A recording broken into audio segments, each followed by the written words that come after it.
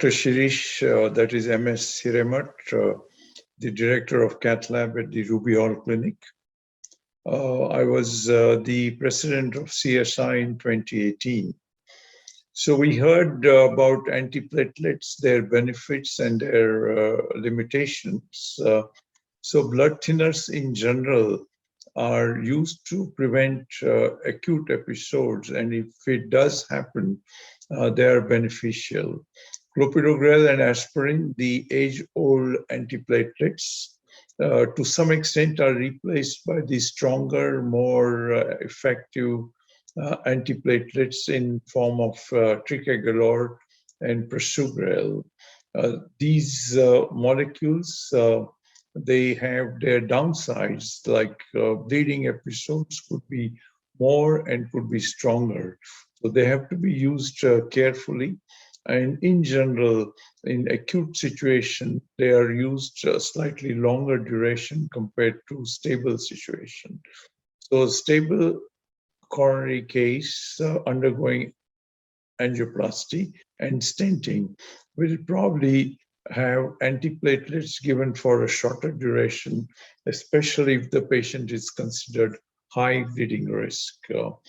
The newer molecules, the ticagrelor and prasugrel, are probably stronger and more effective and have a quicker onset of action compared to clopidogrel.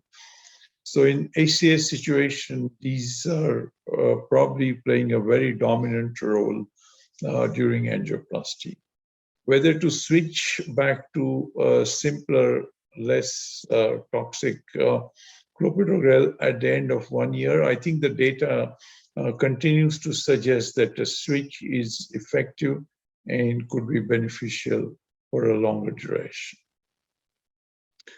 The molecules have their downsides, and the bleeding is an important issue.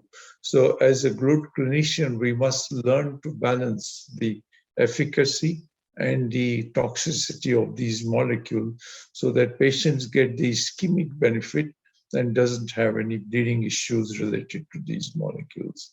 In general, once a coronary episode or once a coronary documentation of a coronary disease, these molecules should be on, and the duration, of course, can be debated. These stronger molecules are required for at least a year after ACS. However, if patient has bleeding issues, the duration would be curtailed to about 6 months. Some kind of antiplatelet therapy beyond 1 year is required. And this is where these molecules are also finding an important role. The age-old aspirin is found to be not of great help in continuing with the stronger molecule, especially in longer duration, because more bleeding episodes can happen.